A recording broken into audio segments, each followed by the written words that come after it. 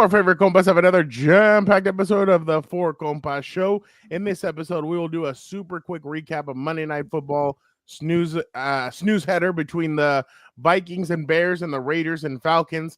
Plus, Dan and Daygo and Vic, the producer, give us their Week 15 takeaways.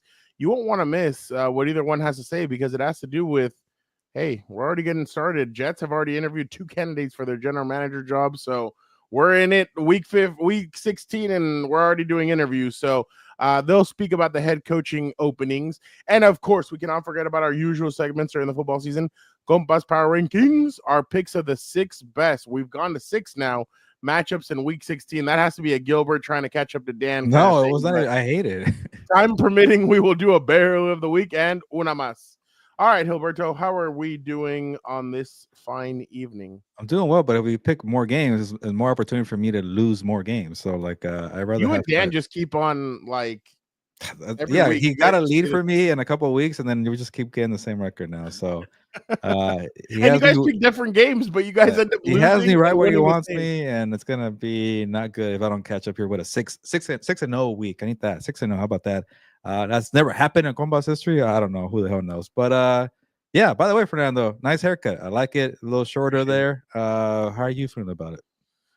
It's a little shorter. I feel like it makes my face look a little rounder. But I was asked, "Hey, do you want to try something different?" And I said, "Sure, why not? Let's do it." So looking at the mirror, I think it's just him trying not to get me to come back until after New Year's. So I think that was kind of the go for, but I mean, I liked it. I'm all for it. I'm good trying new things. I've been watching what is it called, that new Aaron Rodgers documentary, so my mind is changing on a lot of things now.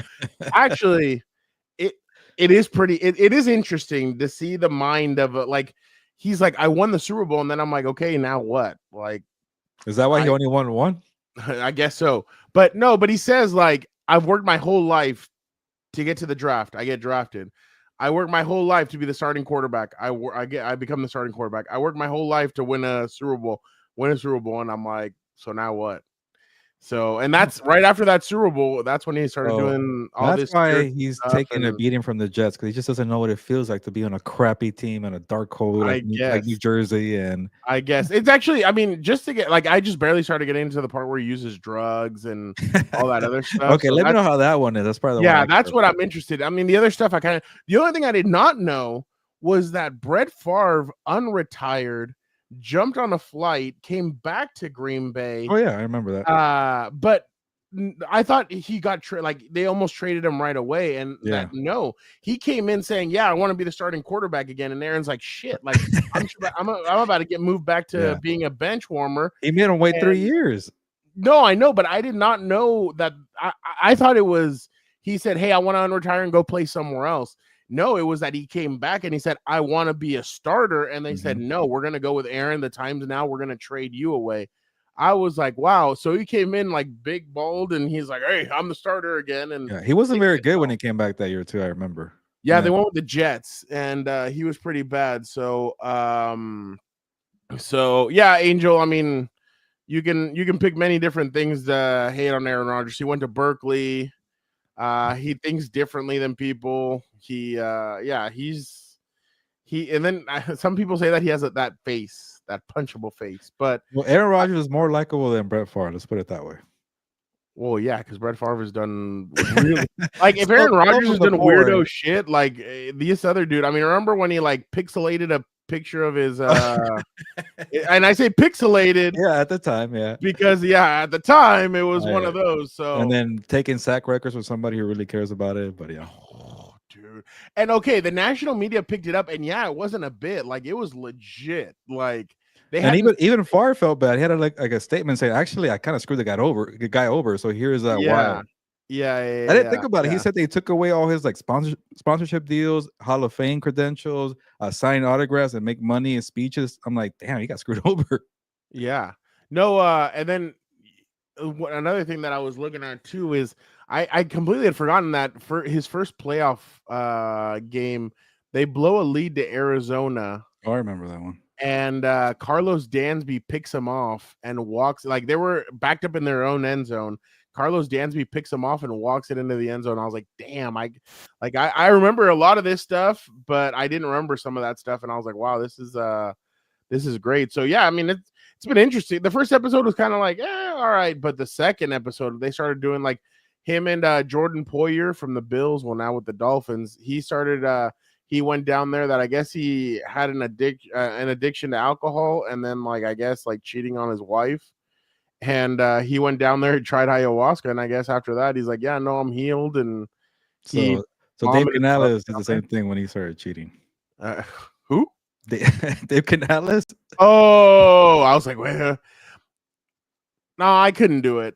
Because I was thinking about, like, I was watching it and I was thinking, could I ever go down there and do ayahuasca? One, I'd have to talk about my feelings. I ain't doing that shit. So that one, I'm already freaking screwed. And then the second part is like the throwing up and the shitting yourself. Like, I can't do either one of those things. Like, it ain't gonna be pretty in that cabin. Like, the cabins look nice. From what I saw, the cabins, hey, there's some spiffy cabins, but yeah, just get some Panda Express on a Wednesday night. You'll be doing the same thing. Panda Express. Well, yeah, probably. Well, no, Panda Express doesn't do that for me. Oh, really? Yeah. Wings and things, or epic wings, or whatever the hell you want to call it. That's what wings, really.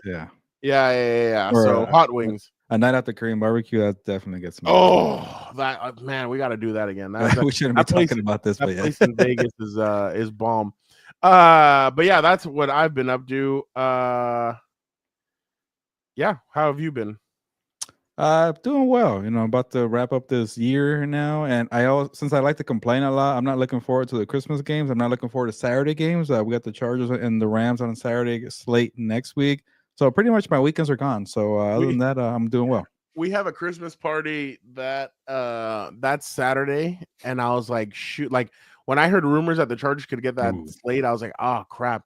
But then I saw that it was the 10 a.m. game. I'm like, oh, by 2 o'clock I should be wrapped up ready, and then the party doesn't start till 5. Oh yeah, 10 in the morning. Yeah. So I'm happy that they got the 10 a.m. game. To be honest, like Daniel says, you get it out of the way and let's enjoy the rest of the day. So, but that Rams Cardinals game is going to be really good later that night. It's the 5:15 game. That's yeah, one, which I hate. That's gonna show a lot. Speaking of Aaron Rodgers, this weekend the Rams going to New York.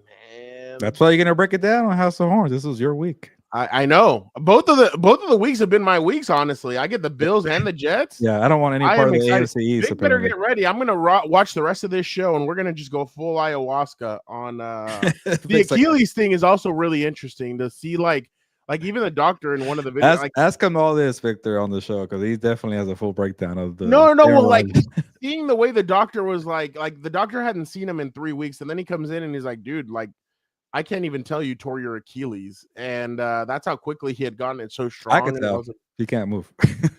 Well, yeah, but yeah, my bad. Going back to this, and Jesse, I love Panda Express. It's just I always kind of have to like deal with. Did you ever get one of those Panda burritos or no? There's a Panda burrito. I never go outside of my orange chicken and beef broccoli. That's always my go-to. Oh, that's actually my go-to also. Well, not when I'm dieting. It's beef and broccoli and teriyaki chicken with half white rice, half veggies. So I like that. Yeah. But burrito, no, I've never heard of that. So they were doing a thing where you could get you can get whatever you wanted, like it's a burrito, and then you can throw one either rice or lo mein, and then you get one protein. So you could have chosen so then they wrapped the burrito up. Yeah, I don't think I want to try that. People said it was really good. I've never tried it, but I saw on the internet, people were like, dude, this is really good. They never got down to San Diego. There was like 4 locations in LA that were doing it. So I never experienced that, but I mean, I heard it was really good from the TikTok people that I saw. Maybe I'll try it, but like Angel said, I guess that's everybody's go-to, and I can't get away from my go-to. Yeah, exactly. What did you think of the Monday night? You're gonna make me talk about this game. Well, do you want to?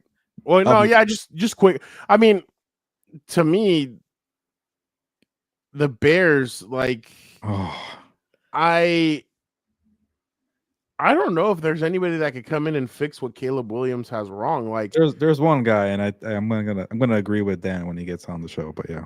I was watching it, and he was like Keenan Allen, and God bless him, he doesn't show it on camera. I know some of his mannerisms because I mean I covered him for so long, so I know some of them. I know when he's frustrated. He was missing Keenan Allen. Like there was one where he had Keenan Allen going down this field and he didn't hit him. Keenan did have one or two drops, but man, Caleb is just really struggling, and this is pretty bad. I mean, this is kind of Bryce Young level of last year where you're questioning why didn't they go with Jaden, and who knows, maybe he could turn it around, but and he could definitely turn it around. But my question is just. I have not. And the Vikings struggled last night. I thought Sam kind of looked a little disoriented, but Bears have a good defense. Going back to Caleb, Caleb just looks and he has 3 really good weapons. Yeah, the offensive line is really bad, but there were some throws that he should have made and he just couldn't hit them. And I don't know if he's seeing ghosts. I don't know what it is, but every game that he does bad, I always see the same tweet come out. It's that picture where he's like, I told our punter, you're not going to have to be on the field all that much. Yeah, definitely don't be saying things like that. But yeah, it is pretty bad, Fernando, with Caleb Williams, but I don't think it's Bryce Young level, which is it's close. I'm just trying to give the guy some positive feedback here. The throws that he's able to make when he's actually in a rhythm, I never seen Bryce Young do that. Like Bryce Young is doing well, but like it kind of felt like a lot of people was doing well. He lost to the Cowboys. I wrote that I felt like people are trying to give Bryce Young a lollipop and a gold star. Hey, you did it, little buddy. Good job. You're actually keeping games close because he was just in the rock bottom. He was doing so bad. Like, hey, good job. You're doing so well. And then they're the favorites that get their asses whipped by Micah Parsons and the Cowboys, which I kind of saw coming there. I picked on my heart on the Panthers, but I thought the Cowboys were going to cover at least, and they did, but they won. But anyways, it's just. Those throws there, I see some hope there, but like he still has a long ways to go. Like Jaden Daniels is better, and it's guys like it's not even like to the point where like you know how the Patriots are really terrible and they're dog shit. Can I say dog shit? Yeah, you can say it. But you watch Drake May, like, hey, Drake May is actually going to be a franchise quarterback. Just give the guy help and you'll be fine. We don't see that with Caleb Williams. You don't see flashes where like for a whole game. Yeah, his team sucked, but that guy's very good. That's Drake May. That's not Caleb Williams. There's like a couple throws like, hey. I see why he was the number 1 pick. Great throws off platform throw. But if you're the quarterback that's able to be a magician and make all these throws from different angles, the offensive line shouldn't hurt you that bad, right? Like you all want to have a good offensive line. Every quarterback needs a good offensive line. But when you have all those talents and those gifts, you want to see a little more, and we haven't. So even Keenan Allen, Caleb Williams, Keenan Allen's probably thinking like, where the hell is the crap you did in USC? Even when you were struggling in those games and you're running around, you at least got the ball to the receivers. He couldn't do it. So that game, I felt like a little like rock bottom, especially with the meme there where he's just laying backwards. That's not a good look, though. It's not. And a lot that he's done this year is not a good look. Yeah. No, there's been numerous times where you just see him and you're like, dude, what are you doing? So I completely agree with you. I think they're going to need somebody to come in there and kind of whip him into shape. And the thing is that up until this point, Caleb Williams has been coddled by everybody in college. You get coddled because you don't want them to hit the transfer portal. You don't want them to do any of that stuff. So I'm interested to see what it's going to look like when he gets a new head coach. Because right now, I mean, all the mannerisms, everything that he does, you just don't like. You feel like he's disconnected. You feel like he's not into it. Every time he misses on a throw, he kind of like cocks his head back and he's kind of like, you could tell the frustration. And what does the frustration do? It makes teams blitz and it makes teams go after him and try and poke at him even more. So yeah, I completely agree with you on that. They just look really bad. And every week it seems like some like a star player from the opposing teams always goes out to tell Caleb Williams, hey man, like keep your head up, like you're gonna be fine. Because he's always soaking, like he's always kind of down. And I'm like, I'm sure he probably gets to know people telling him, hey, like it's gonna be better for you. Because imagine every single week somebody telling you, hey, you know, it's okay, man, don't worry about it. Like it must get annoying, but sometimes when your mannerisms are showing that, people want to help you, and so maybe look a little more confident out there too.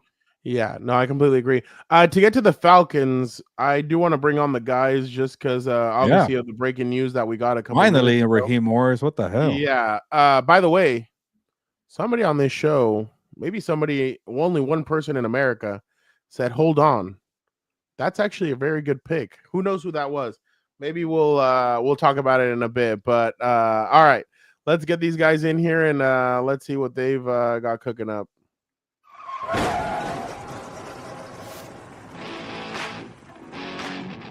Vic, how are you doing? Pretty good. I know you guys were mentioning shows and stuff like that. I actually started getting into the Jackal on Peacock with Eddie Redmayne, and yeah, it's really good actually. The Jackal. No, I've never heard Never of heard it. of it. Yep. Gotta check it out. How was your weekend? Did you go watch any movies? No, not this week. There's not a lot out there right now. I mean, I don't want to go see Mufasa or whatever else they have out right now. Sonic 3, no, thank you. My mom and my sister watched Red 1 and they were like, it's actually not that bad. And I'm like, really? Yeah. And they're like, yeah, no, Red 1's good. And I'm like, and then she asked Daniel, do you want to watch it? And Daniel's like, yeah, I'm good. The Rock. And then she's like, so we'll see if he watches it. But all right. Now presenting a 3-time CIF champion. He is the man, the myth, the legend. You know him, you love him. He stunners Hilberto on every single show. He told me today, I have never lost a debate with Hilberto. Let's bring him on now, Dan and Daygo. What can I say, Frau? What can I say? I can't even introduce myself better than that. I appreciate you for that. Well, and Alberto, don't be scoffing up there. Don't be scoffing. Check the tape, my guy. The eye in the sky never lies. well, you kind of needed a pick-me-up intro because you got your butt whooped over the weekend by Baker Mayfield and Mike Evans. This guy, honestly, is just. Are you still sore? Are you able to scumbag. walk around a little bit, or are you? What are you trying to insinuate? What are you trying to insinuate? What Well, have I been up to? You went out there in person and just to get your ass whooped. Oh, all righty there. It's all right. It's one game. It's okay. It's 2 games in a row. You know, What do you learn from more, Dan? The wins or the losses? he doesn't understand that. He doesn't understand adversity. This is a guy who wakes up at 11 in the morning and just checks Twitter to see checks X to see what maybe he should write Titter? about. Who knows? That's the new dating app, I guess. I don't know. Dan, you could talk about when I wake up, but I still wake up and I piss excellence and I work for 12 hours straight. This guy. 12 hours? That's how long your lunch break is, my guy. Dan, I Hit around the wish. golf. Dan, the people around you, they don't work hard, do they? It just makes me laugh. You know, I got so many goddamn haters up in this mother. I had so many people texting me on Sunday. It's honestly mind-boggling. Like, my God, dude, it's just hard. It's just hard when you're at this level of being correct. You know what I mean? Maybe you bring it upon yourself. Or Everybody likes to point out my mistakes, but no one likes to give me credit when I'm right. And it's just hilarious to me. I have something for you. Would you like me to show it to you now? Or Sure. Why don't we send it? We can hold on first real quick. Hit the like button. Coca-Cola, come sponsor your boy. There you go. I got it in. And Tapatio.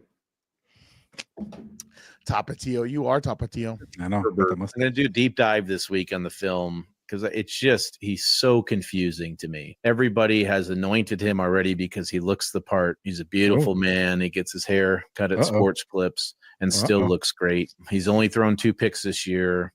And that's the narrative. Oh, he doesn't make mistakes. But he plays super conservative and careful. We're looking at Josh Allen, Lamar, Burrow, Baker, Hurts, Jared Goff. They all have 30-plus touchdowns, and some of those guys approaching 40 this year. And Herbert, in 14 games, has accounted for 18 touchdowns. You sit there, and the sacks always pile up on him. When they get behind in games, I don't feel like he's the kind of guy that's going to bring him back and hasn't showed it a ton this year. The other frustrating thing about Justin for me is he's so athletic. I don't think you can question his toughness. I think there still are questions maybe about his leadership ability. I want to take a deeper dive into the film because statistically, the things that he's done in his first 5 seasons are some things that have not been done by many quarterbacks ever in the history of the National Football League. I just want to see him in that category with those guys. He's being paid in that category now. He certainly looks the part. It just seems like there's a little bit of a disconnect somewhere. This guy was supposedly an Ivy Leaguer.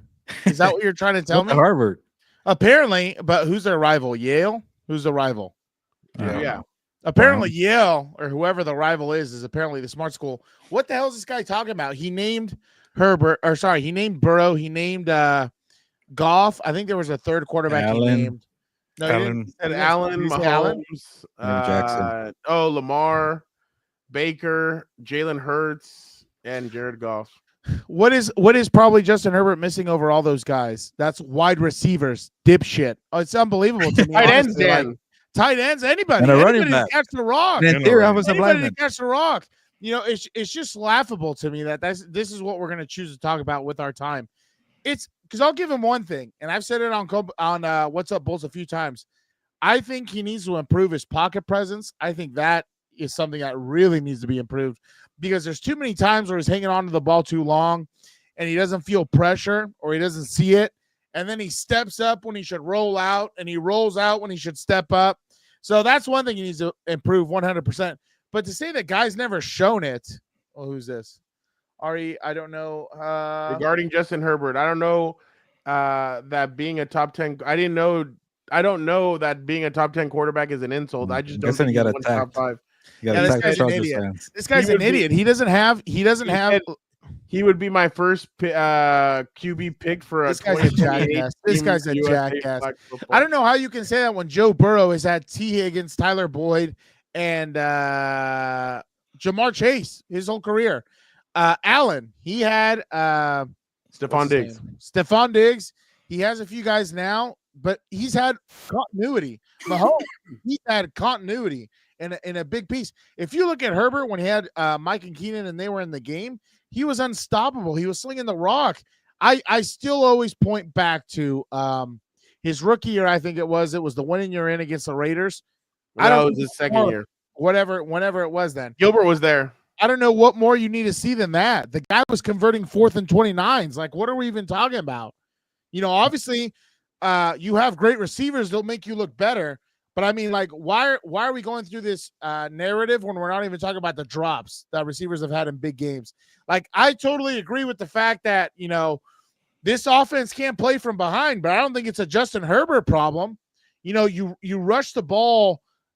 What did they rush the ball last week for? Like 11 carries for 32 yards. That's not winning football. And I thought in Ivy League, you know, I think he is a ginger. Well, I'm trying to choose my words carefully now because I'm not trying to just splurt out anything. But that to me is just so idiotic. I don't understand the Herbert slander. I really don't. If he was on any other team, he'd be propped up, and it's just ridiculous to me. You know, another thing with Goff, because a lot of people like to point to that, he has a good running game. He has a good offensive line. He has some good weapons out there in Detroit.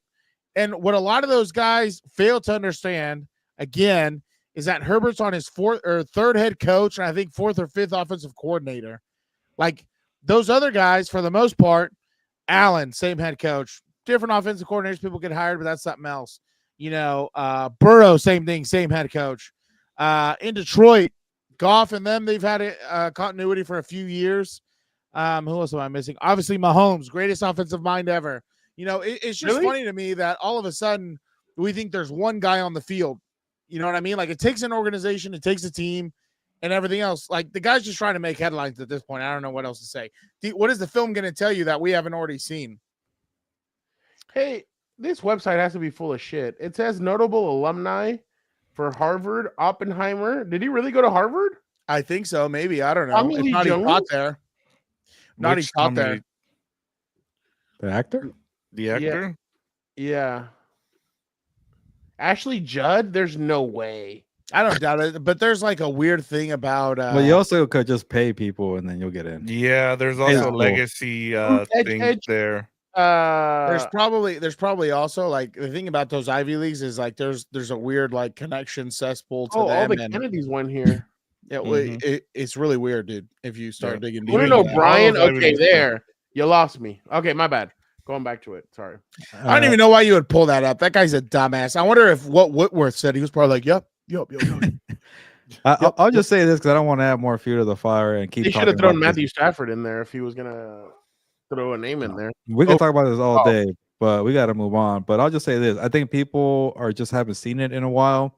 The first 3 years with Herbert, he was very good, and then last year was just crappy coaching and injuries all around. And then this year he just has no help. And then it's a year for the coaches to have to kind of get acclimated and used to doing less is more.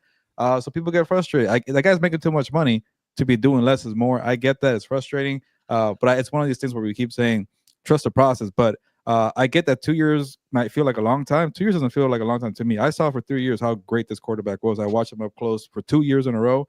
And like Dan said, the Las Vegas game in week 18, I get it's been a long time, but he didn't just suddenly become 40 years old. So I get that point of view, but I also really understand how people want to see more of it when you're making $55 million per year. Yeah, Well, and I mean, obviously, it's like they're also on national TV now, so they have to create headlines. So what's the easy route to go with? Just shit on whatever quarterback you want.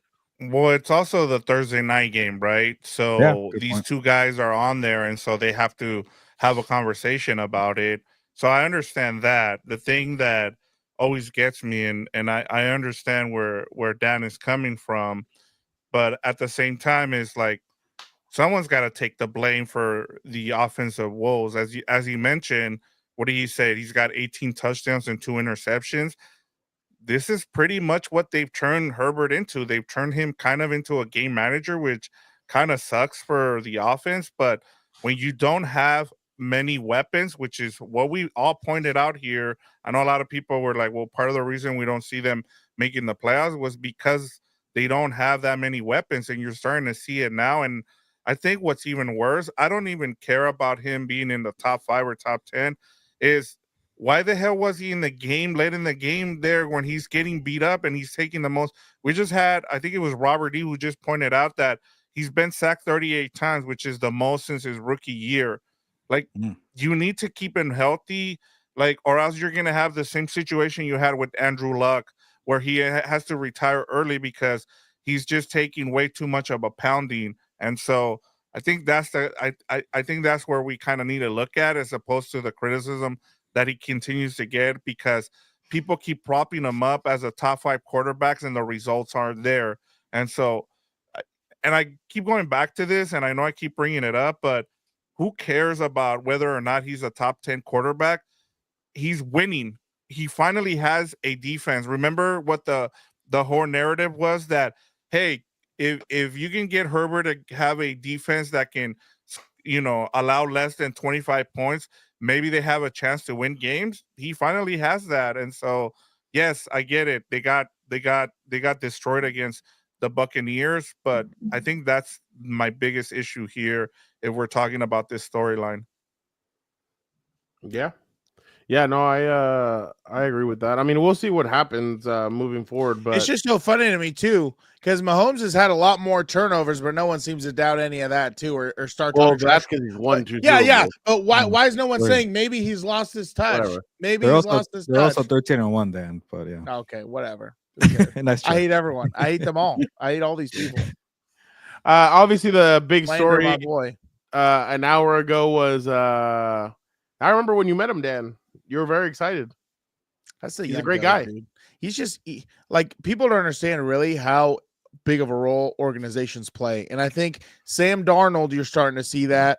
And maybe and Baker Mayfield, you're starting to see that. Look what happens when you go to someone who what? Jared Goff too. Jared Goff. Look what happens when you go to the right spot, or you're in a good spot. Like, Dan, you chose Joshua Palmer over Amon-Ra St. Brown. Don't even get me started, dude. Like, I can't believe honestly, he lasted that long as the general manager. I couldn't believe it. I can't believe it. But I mean, they were never serious about winning. So I don't know what to say. Now all of a sudden they are. Let's go. Take time. I know we need to move on, but should we answer Michael Hart Jr.'s question here? He's got some fantasy questions. Oh, yeah, go ahead. Gilbert, here you go. It says, Michael Hart says, I won last week in my fantasy playoffs. My wide receivers are clean. I started A.J. Brown, Devontae Adams, and JSN.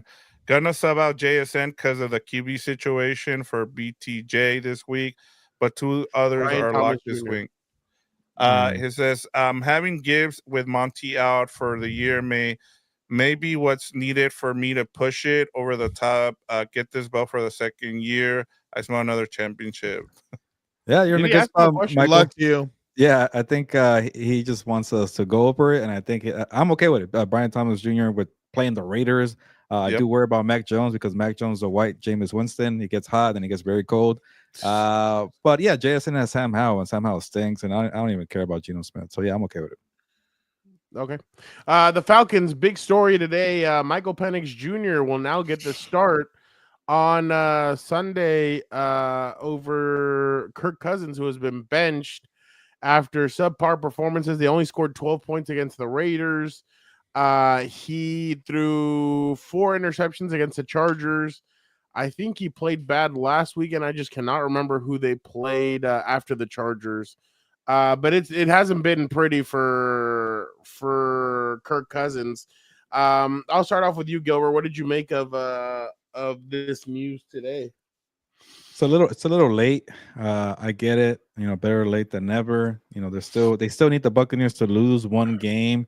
And I think you gave me the schedule yesterday. It's kind of an easy schedule, but who they play? The Cowboys, maybe the Panthers, and the Saints. Cowboys on Sunday Night Football, Panthers at Bucks, and Saints at Bucks. Oh, yeah, it's the NFL, and there's divisional games, and you never know. Maybe they stumble here. I know Victor. I think the Cowboys game would be the one game that they could stumble. I don't see it. I think the Cowboys, just because they beat the Panthers. Yeah.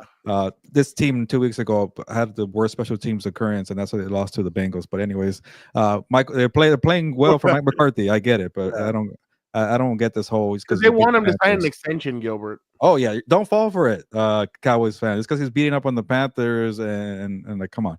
Anyways, that's not the point here. The point is, you got to give yourself a chance here. And I'll say this: I think it's so bad for Kirk Cousins right now because Raheem Morris, that front office, the owner, the GM, they tried their best to keep Kirk Cousins on the field because they paid him all that money. They kept saying like, "You're gonna take your victory lap, Fernando, and you should." But for the Falcons, not really. You had a 2-year plan in mind. You paid this guy $100 million guaranteed, and he couldn't even make it through 1 year. So I think they were trying their hardest to give him that 1 year. But after a while, it's like, this guy's a statue. This guy cannot move. He's a sitting duck back there. He has no arm strength. He has no mobility. So, yeah, you're still in the race here. You got to win out. You're playing the Raiders, and you barely won 15-9. Get out of here. So yeah, I think that was a snoozer. That was the last strike right there. And yeah, even in Michael Penix Jr. struggles every now and then because he's a rookie. He has mobile. He has the arm strength. Go and have a fighting chance because you were going down a sinking ship here, Raheem Morris. A little late, but I'm okay with it now. Dan, or no, let me go with Vic. Vic, what did you think? I'm with you guys. I mean, you Fernando, you talked about this, before the season, and sometimes it's good to kind of analyze things instead of jumping on the bandwagon like what everybody else does. And it just tells you get to a point where you need to make a change. And looking at that game, he can't even move. And this goes back to the one thing I would change with the NFL is I would have the draft before free agency because this is what teams get into, and they get into situations where they're starving for a quarterback. And why it's so hard to get that quarterback right now that you make stupid decisions and you give a guy who's coming off an Achilles injury.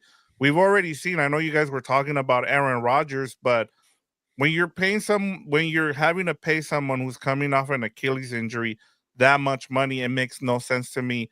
And honestly, the Vikings are the biggest winners here because they went and signed a guy in Sam Darnold who cost him, $10 million. And even though JJ McCarthy got hurt, in the end, they're the biggest winners here. They can laugh, all year long because, they weren't the ones that got stuck with that contract. And Gilbert was saying this. He said, do not pay Kirk Cousins. You already know what you're going to get.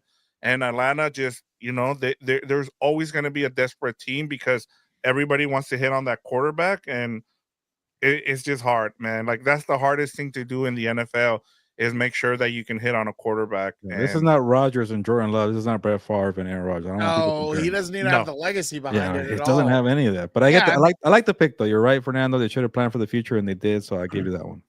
Yeah, he'll give me that one, Dan. But not paying Kirk Cousins. We've all been saying this. I mean, I don't know. This guy's just asleep half the time. But I'll keep it short.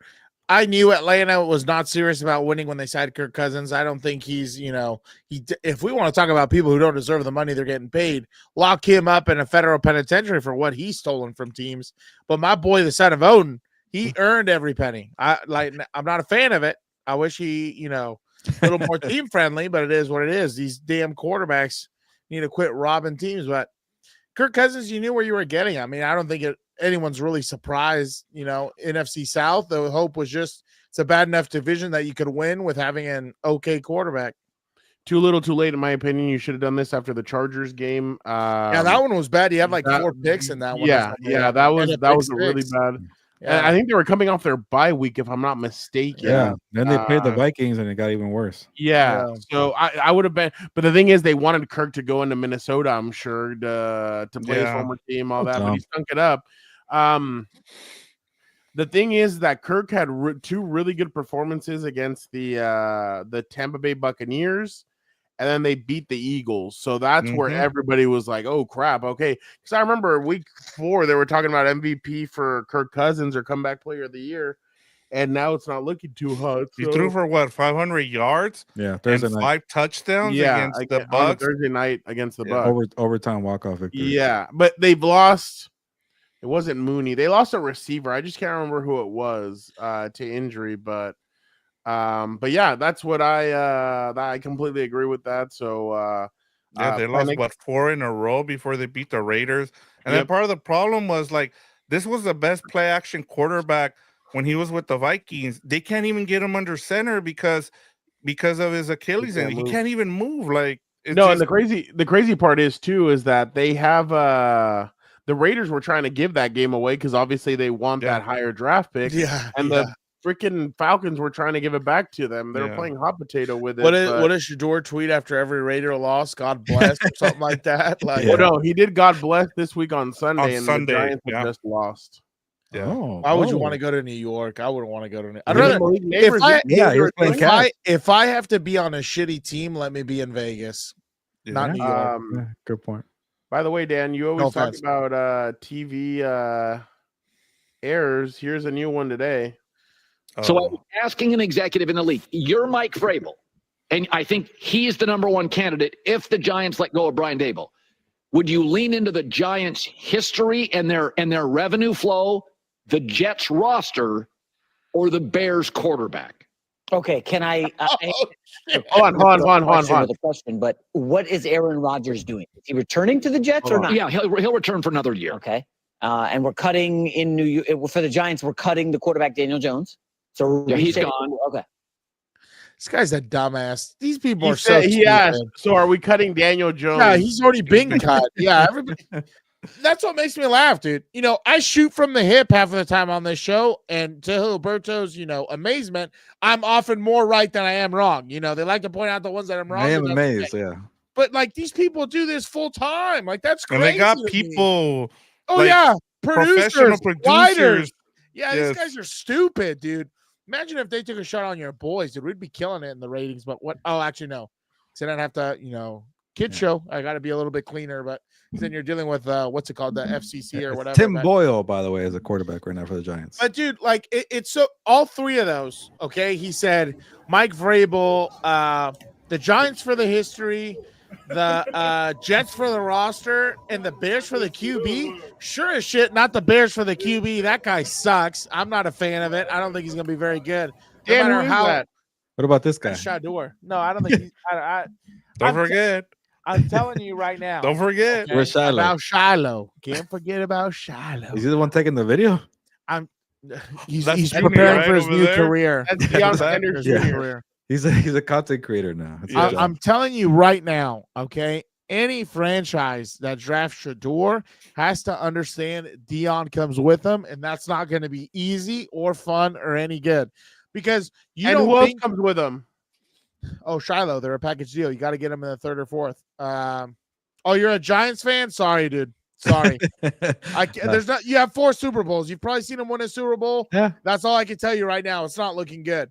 But I think the biggest thing, are we going into my week 18 or you're just showing me that video? That's what I wanted to transition. Yeah, let's go. Oh, okay. Yeah.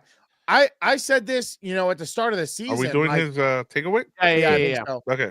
We talked about this at the start of the season. How are you going to look your fan base in the eye? Again, no offense. When you have AP starting bad, when you have who else got hired in that cycle that wasn't very good so far? The Cowboys. You see how they're going. The Titans look terrible also. Yeah. And you had sitting there Mike Vrabel, Pete Carroll, and Bill Belichick. Like, that's the craziest part to me. But now with Bill going to UNC, trying to raid the sorority houses, everybody be careful out there. Watch Allegedly. your grandkids. For Allegedly. for the football players. Right? Sure. Yeah, he's trying to get football players. Yeah, sure. But anyway, I saw a meme that was hilarious. They're like, everyone thinks he's doing this to get his son a head coaching job. He's doing it to get his girlfriend into grad school for free. I thought that was hilarious. Well, she might get into Harvard because she has connections. Get out of here. Who cares? Obviously, Harvard produces dipshits like, what's his name? I can't believe I'm blanking on his name now, too. Who? Ryan Fitzpatrick. There you go. Dipshits like Ryan Fitzpatrick hating on my boy. But anyway, yeah, go ahead, Dan. Mike Vrabel is the type of coach you need. And this is kind of going to lead into my burial, which I know I didn't. Oh, the ring camera. You got to check the ring camera. That one will always give you away. Your granddaughter. Oh, my God. Great granddaughter at this point. Who knows?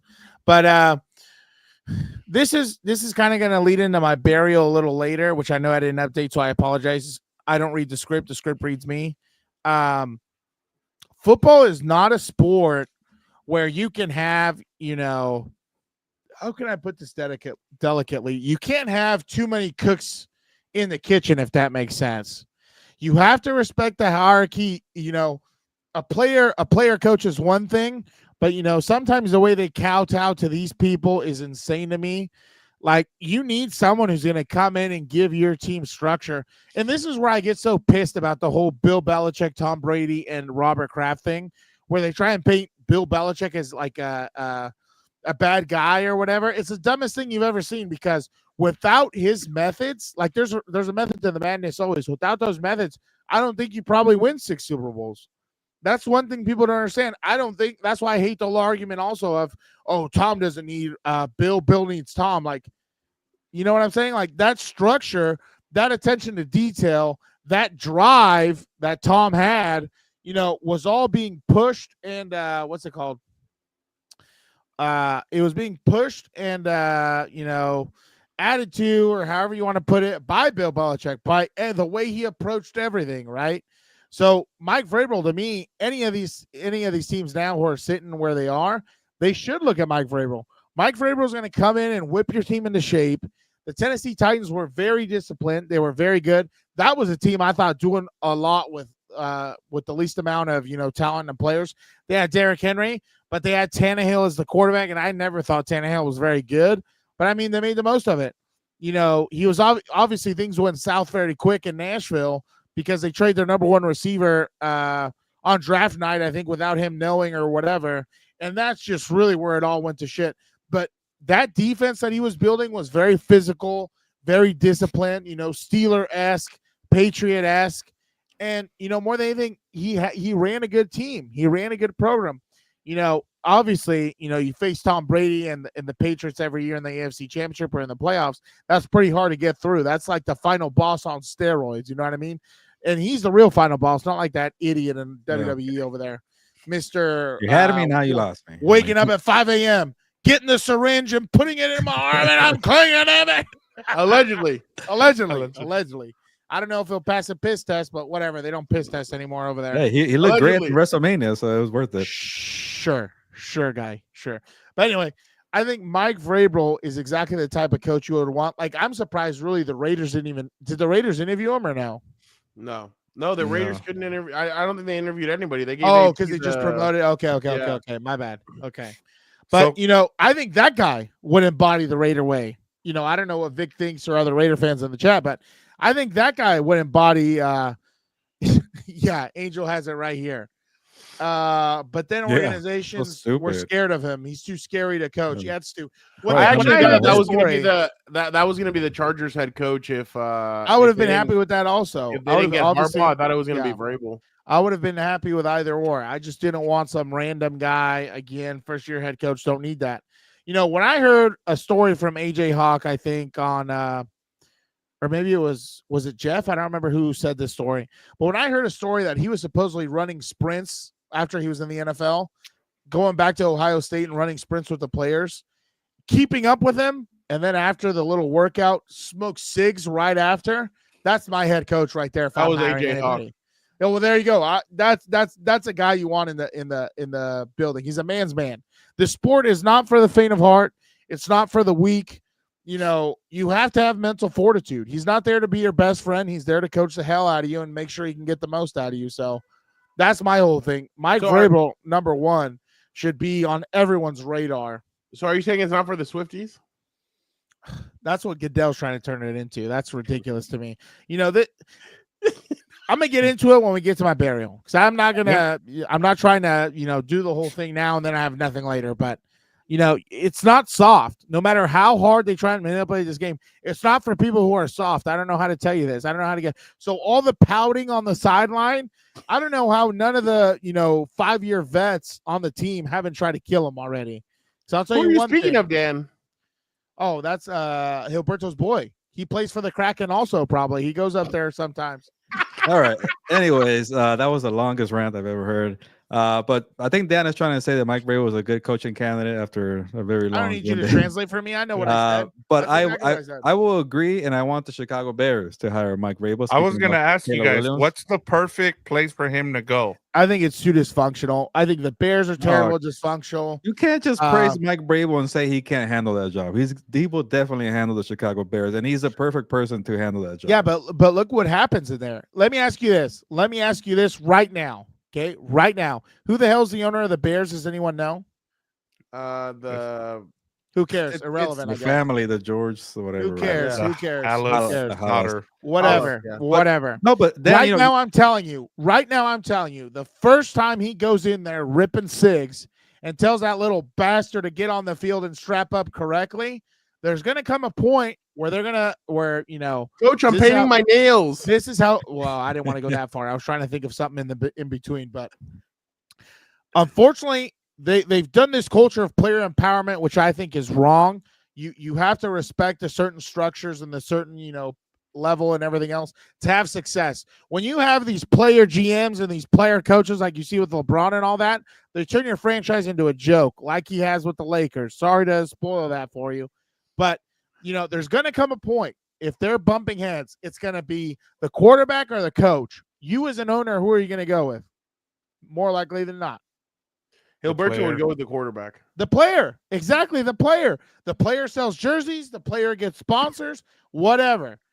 That's the problem right there where I'm saying, as a person coming back, you have to pick the right situation. I think the Bears are terrible. I think the Jets are terrible. The way they're ran, that looks like, you know, that speaks of dysfunction on another level. You still don't know why he was fired, which, you know, all you see is the rumors on X and everything else. You know, the Giants, I think they're a dumpster fire, and I don't know if that's ownership or what it is. They at least know what it's like to win. But, you know, you have to pick the right spot or he'll be out in 3 years again for some random reason because he got into a fight with the GM or whatever. Yeah, like you make a point there, but I think Mike Vrabel could definitely fix the Bears. Now, does he want to go there? Does he rather have a better situation? Then you're right, Dan. Like maybe the Bears won't be on top of your list, but for Chicago, he better be on the top of your list. So you better want him. Yeah. And then if you're trying to keep Brian Poles and Kevin Warren and the structure that you have here, and you're like, hey, I don't want to lose my authority to Mike Vrabel. Look what happened with Bill Belichick and the Falcons, because Arthur Blank was saying, all his people below him are saying, I don't want to lose my say here. So if the Bears do that, then you're screwed. You lost Mike Vrabel. So I'm with you there. But I think I want to see him go there. And I think Albert Bree's been reporting that he's at top of their list, but they might screw it up here. Friend of the show here. And then also too, like, you know, one thing, you know, another colleague that I'll highlight, Connor Orr wrote a good article on Darren Rizzi, the interim coach of the Saints, and I'm like, are we gonna consider this guy as a head coach? And he really broke down that this guy knows game management. He knows how to close games. I'm like, honestly, why the hell not? Because it's so hard to find coaches that know how to make coaching decisions in the fourth quarter. This guy's he's been a lifer as a special teams coach. Nobody gives those people a chance. He's like 4-1 or 3-1, and he knows how to make decisions. And he broke it down. Go read that article if you can. Against the Commanders. And I'm like, oh crap, he knows what he's doing. Obviously, the one that was the main takeaway. He said, Jake Haener, you suck. Get out of here. And Spencer Rattler came back in right away. But you know, Mike Vrabel has that. He knows how to coach. He knows how to manage. He knows how to be in different spots here. Hey, Arthur Smith, go do the job here and offensively. I'll handle the special teams, defense, everything. Like, you need a CEO. You need a hard ass. So you need somebody to tell Caleb Williams, hey, dude, you're doing too much. And if you rein it in, you play composure. You like, I don't care that his scheme is a little old school and a little outdated. Go run the damn football, be tough on both sides of the trenches, have a good defense, and Caleb Williams don't screw it up. And maybe in a couple of years, all right, now that you know the structure, you know the scheme, and we're good on both sides of the trenches, go do what you were, go play the backyard football you wanted to do at USC. Now you could do it. Not right now. You can't do that. That's why you're struggling right now so bad. So I think you're spot on that. Mike Vrabel should be number one on coaches list all around the league, because finding coaches that know how to coach in the fourth quarter or know how to manage is so hard to find. And I started thinking about it, and this will be my last point here. I think the league did this problem because they focus too much on specialists, too much on offensive gurus, too many defensive-minded coaches, that they don't focus on the guys who know how to do a little bit of everything. And then they lose their patience. Hey, you don't know how to manage in the fourth quarter? Well, that wasn't part of my resume, owner. Well, too bad. You're out because you keep losing. So that's what happened to Matt Eberflus. That's what happens to a lot of coaches here. So the Kansas City Chiefs, Dave Toom, everybody's always talked about that. He would be a really good head. Like Mahomes has said stuff about him. Alex Smith, all these guys have said he should be a head coach, but he's a special teams guy, so nobody takes John Harbaugh coach. John Harbaugh, exactly. By the way, real quick before I go to Vic, if he wants to say anything on this, and then obviously his takeaway. Yeah. Did you see that supposedly, I think it was Ian or Pelissero, I can't remember which one on Rich Eisen's show, said that the Jags are thinking about keeping Trent Baalke and just firing Doug Peterson. I'm like, so we're going to do this shit again? Yeah. I've seen that story. You saw what happened in San Francisco with Baalke and Harbaugh. In Los Angeles. Same thing 3 head coaches. Yeah, like now you want it here again? And then he's the one that hired Urban Meyer. Yep. So I don't know. It's the whole Telesco situation. Just keep surviving. It's the same situation. By the way, did you see how many times they showed him on what did you play, Monday or Sunday or whatever? Monday. Dude, I was like, this guy is aging by the frame, by how long he's on TV. My God. But again, that's why I just don't get, right? And just to end it with this, I like that you guys are saying special team guys, because I think sometimes the problem, and I said this when Staley said he was going to be play calling, you can't have as a head coach, especially as a first-year head coach, you can't be a coordinator also, because then you're too invested in one side of the football. You got to see the big picture. You got to see everything. So that's why probably a special teamer would be even better, because, special teams is a very important part of the game. A lot of games are won and lost on special teams, not only because of touchdowns, but because of field position and stuff like that. But, that's why you sometimes it's better to hire those guys, because then they can see the whole picture. Now the big part there, you just got to hire good coordinators who you trust and everything else. And real quick, I don't know if you guys caught it. Speaking of being too invested, Darren Rizzi cares about special teams so much. There was some guy who missed a block on a kickoff return or a punt return. He freaking lit him up on the sideline. He was chewing him out. Who? And then Darren Rizzi, he chewed up some guy coach for the Saints, the interim. But then coach. It was like a flag, so it didn't even matter. They called the playback, and his assignment didn't really matter. But he was like, "You better not do it again." And he just tore into him, which I kind of like, but also a special teams coach, if you really wanted to, you could oversee everything. You don't have they're not focused on special teams. They'll hire somebody. You're on the field 8 times a game. There's too much ego with offense and defensive minded head. I'll bet you right now, Ben Johnson will call plays. Yeah, well, you got right into my point. Let me kind of segue into my point, but I also want to share these 2 comments here from Angel, because he says, "Love and hate the Chargers ownership.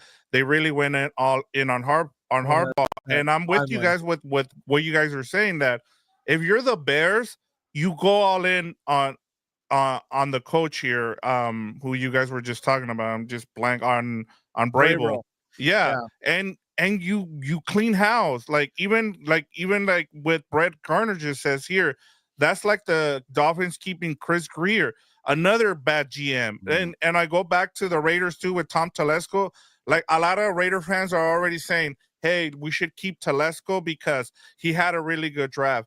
I really don't care with the fact that he, was able to get Brock Bowers. That's awesome.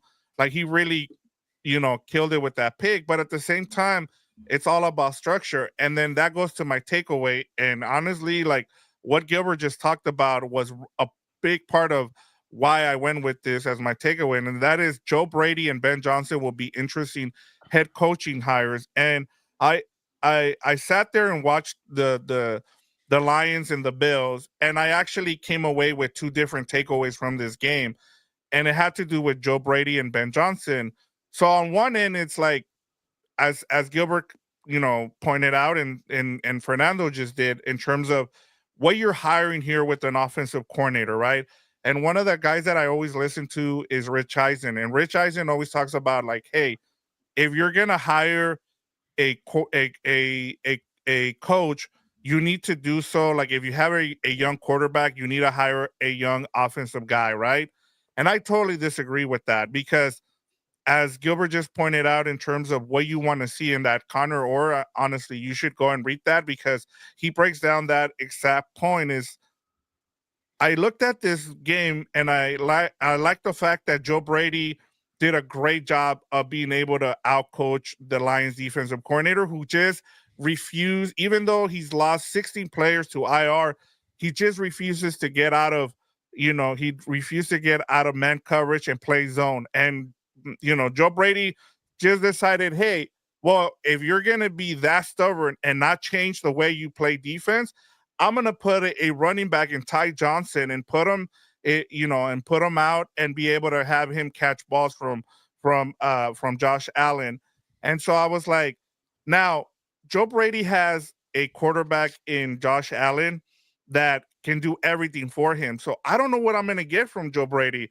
Now, if I'm the Bengals, if I decide to fire the coach with the Bengals, I'm going to go hire Joe Brady. Oh, yeah. But I don't know how he's going to be in terms of being able to delegate things. Is he going to call plays?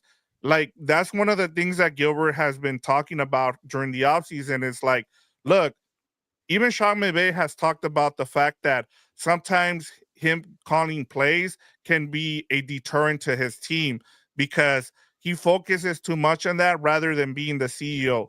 Now, I talked about, like, the whole thing with being a CEO and how that structure works. It works if you have a good offensive coordinator and a good defensive coordinator. We're seeing that with the Vikings. We're seeing that with the Chiefs, right? But at the same time, I look at someone like Ben Johnson, right? He's had a great offensive line. He's had the weapons. What happens if he goes to the Bears? Is he able to do that? Can he develop an offensive line to be able to do those things? And so that's where I'm always weary of hiring a hotshot coordinator.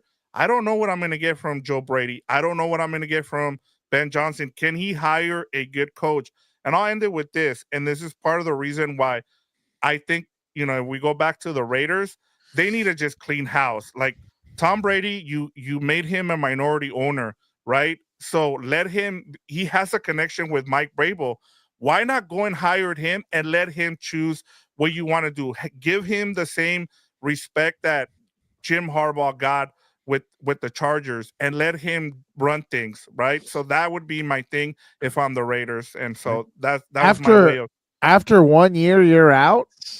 We've seen it before. Oh, I didn't. No. Don't get me wrong. It's not that I'm out. It's the fact that Tom Brady just became my minority owner, and it's already, like, just last week. He's picking the quarterback too, by the way. I was about to say. Mark Davis has already said he's gonna have a big say. Like, it's not about my feelings here or what I think is right. It's the fact that you are already saying, you have an owner who's already saying Tom Brady is going to be a big part of the decision making. We all know he has ties with Mike Vrabel. We already know, there's that situation. So why not? And then the only thing that bugged me about what Mark Davis said was that they're going to be separate from each other in what they do with Antonio Pierce and Tom Telesco. No, if you're going to let Tom Brady do his thing, then you need to clean house and start over again. And I get it. You've been doing this over and over and over, but this is what you do if you're letting Tom Brady make the decisions. No, but I wasn't meaning your feelings or anything like that. I meant, like, if you're Mark Davis, year one, you've seen enough, you're ready to go.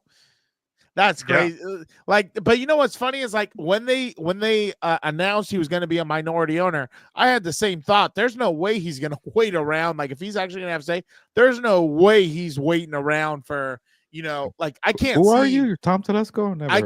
I can't see him being there for, he already said no to Tom once. Oh yeah. Well, in 2020. Tom Brady. What was a about free coming to the Chargers? Yeah. agent? Yeah. Brady didn't want to come to the Chargers, or Tom didn't want him. Oh, Well, it Tom was didn't want to come to the Telesco and Chargers. Lynn or Jason Light and Bruce Arians. It was kind of easy. Yeah, well, that's true too. But you know what I'm saying? Like, I don't see this guy being there 11 years and getting extensions like I saw on the program that unfortunately I'm subscribed to. But you know, and you bring up a good point. I think exactly. I mean, why not? I mean, I don't understand really. Like, I thought the whole hire to me was weird. Not only Telesco because he's in your division, but then AP just because, you know, holding yourself hostage because of some players. Like, I thought that was, I didn't think it was going to go well, but I mean, that's going to be interesting to see if really after year one they just cut bait. Yeah. And by the way, to your point, as you guys were talking about special teams guy, the guy they should have hired was Rick Bisaccia because he was a special teams guy. Yeah, good point, now yeah. he had a good feeling with the team. This whole thing with AP was because they missed on Bisaccia. Right, exactly. Yeah. That live was like the that. thing. Regret. They were counseled Yes. by their fears. And you know what's the other craziest part? I think Bisaccia took over the team with like a losing record and then propelled them to the playoffs. That was the Gruden email season. Yep. Like, Oh well, R.I.P. Yeah, they were 6-6 and then won 4 in a row and got into the playoffs. Yeah. Yep. No, I agree with you. Yeah, that's gonna be super interesting to see this offseason. The Raiders, the Cowboys, the Bears, the Jags. The Jags. Who else? Oh, well, I guess Giants. maybe the Giants, the Jets. Like dreams of making the playoffs, dreams of winning the Super Bowl, dreams of Santa Claus coming down the chimney with all your favorite toys. But I'm into nightmares. I like Baker Mayfield. He leans into it. Buccaneers. Oh, take this heading shit to off. Los Angeles to play the shit number one. off. Take this shit off. I've already seen it. So wait, no, I don't like this. I was there live to watch that shit. Did you see in the first Let him minute? finish. It's John Gruden. No. We're done. I already saw that. I've seen enough of this. That does not have me feeling nicey. All right, let us go to the Compas Power Rankings, NFL Power Rankings. That was a good discussion there about head coaches because, like I said, the Jets have already started looking at their next general manager, and I agree. I think when you keep a GM, it's just you need to turn the page and go somewhere new, and some of these teams just aren't willing to do that because they put feelings into it and they like the general manager. I mean, that's crazy. Tom Telesco's given the Raiders a franchise tight end. Oh, So I'm not gonna. I can't stand that. I'm sorry. I can't stand when people say No. that. I'm saying when like, people say that. That's gonna be his only contribution. Yeah. But they said the same thing later. They said the same thing when he drafted Derwin James, Justin Herbert, and I forgot who else. And I'm like, so you're telling me the only time he drafts well is when people drift from where they're supposed to be and they fall in the draft and land in his lap. Same scenario. I'm willing to bet if the Chargers were number 4 or wherever it was, they would have drafted Tua, and then Miami would have gotten. Or remember, he Herb, did. Maybe he would have gotten Bo Nix or Brock Bowers. He was there. No, he wouldn't have. No, he wouldn't have. He did sign a right tackle and a right guard in that offseason, Brian Bulaga, and he traded for. And look what happened there. What was that guard from Carolina? Yeah, that was a short stint too, I think. And he was an All-Pro until he got here. Trey Turner. Trey Turner. Yeah, Trey Turner. Yeah, exactly. All right, let's go with our Compass NFL Power Rankings. Vic, why don't you kick us off? Mine is Chiefs 1. I mean, they keep winning. It's just, I mean, do I believe in number 1 here? No, but it's just hard. Like I'm with Fernando. It's gonna be hard for me to take them, put them way down until they lose, like they get eliminated, which isn't going to happen for a while, it seems like. Number 2 is the Bills. We've seen, what they've been able to do. I still believe in that defense. I think it's a little bit better, but as I said, who cares right now? It all comes down to what they do in the playoffs. The Eagles are number 3. I kind of wanted to get into it here because I have so many things in terms of the burial here, but the Eagles, like players after the game saying, well, this is what you guys wanted to see. And I'm just like, you guys are the ones that brought it up. It was AJ Brown. Even Devontae Smith had a comment last week about their offense or passing attack. So it wasn't the media driven. That was all on you and the players. So if you need motivation for some of this stuff, that's why I kind of pegged them down to number 3. Vikings number 4. They just continue to win. They go about their business, which is awesome to see. And honestly, I just want to see them get to 14-3. And I think they might win the division, honestly. So we'll see. And then number 5 is the Lions. Man, I really, I know this team became our team here on Compas on the Beat, but those injuries are just a lot to kind of, and I want to see their defensive coordinator make the adjustment, man. Like, go back to play zone, man. Stop playing man-to-man when you have so many guys hurt. I will go next. I'll go Chiefs, Bills, Eagles, Vikings, and Lions. Basically the same thing that Vic had, that's just pretty a little bit of similar, different moving. Gilbert. Yeah, this is very difficult to do because I have concerns about all 5 teams, especially the Lions. But the Eagles, I'll say the negative here. Like, they haven't played the NFC North. Like, they haven't been tested by the Vikings or the Lions or the they beat the Packers. I'll take that back. But the Packers are not the Vikings or the Lions. But well, that's kind of my point. They lost to the Buccaneers too, and they lost to the Buccaneers in the playoffs last year. Like, are we really that sold on them? But they beat the Steelers, they beat the Ravens, they beat the Commanders, and they just beat, who else did they beat? The Steelers. They beat the Rams. Yeah, the Rams. There you go. So they've beaten some good teams, but something about them, like, I'm not really sold. But good defense, good running back.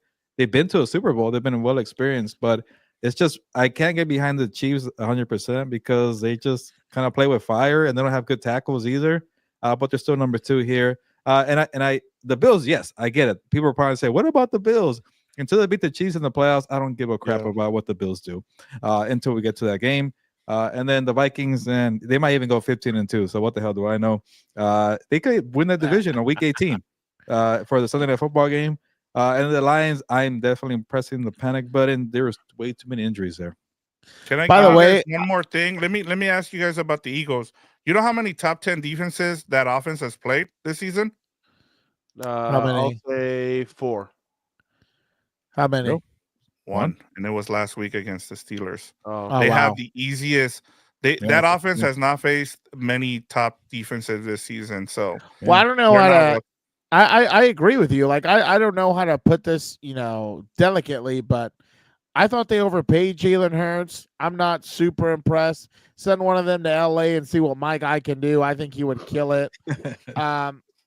But yeah, I mean, we're not going to. Dan is holding auditions for number 1 receiver. I have Walmart greeters out there. Yeah, let's go to the most Target. Let's see what we anticipated got. part of the Four Compas. Dan's bottom 5. Dan, why don't you go? I will go, but I want to just bring it up for the record. How many weeks did Gilberto have the Lions at number 1? And I'd love to do a case study on how many players went injured in that span. So I just want to bring that up. That's actually a good one. I want to bring that up for the record. Well, I did pick the Buccaneers to beat the Chargers. I picked the Chiefs to beat the No Chargers. one cares. No one cares. No one cares. A dead clock is right 2 times a day. You just hit your second one, my friend. You're done for the rest of the season. You're like half of these Charger receivers. One catch and the rest of the game, they're gone. I can't see them anymore. So. But anyway, my bottom 5, the Chiefs, I can't stand them. I hate them. That's where my unbiasedness comes out. I can't stand them. I want them and the Swifties to just go away. They're like a bad dream I'm trying to wake up from. The Browns, because they couldn't do anything. Apparently, they did something. Hopefully he's hurt. I'm not even gonna lie. Hopefully he's hurt. I hope he's limping out there. With all the shit I've had to deal with, let them deal with some of it too. So maybe the Browns will get out of my shit list if they actually hobble them. Don't you feel like sometimes he's an actor? Like it's the ghost limp. It's the phantom lip, so he feels good about himself 100%. So I hate to point fingers, but so people in the media like Gilberto himself can say, oh, he's battling. He's so tough. He's battling. Maybe Justin Herbert too. He's faking all his injuries. Yeah, sure. My boy doesn't fake injury. He's over here getting massacred. They missed a roughing the passer call in the game. I regret bringing it up. Okay. And of course, no call because has You a guys lightning want bolt. him to move on, and yet you guys keep bringing stuff. I just can't believe it. The slander against him is unbelievable. I hope he actually keeps receipts. Whereas Tua needs to forget about it. I mean, he's going to prove a lot of us right. Justin That was Herbert's you. You gonna were the prove first. him. Dan, you were the first one on that. I would love to know if he's ever seen a clip. I would die. Could you imagine? He has a dartboard in his locker of me and something. That would kill me. Then he goes home after throwing 3 interceptions, like, man, that guy was right. Damn it. Yeah, I need to prove him wrong.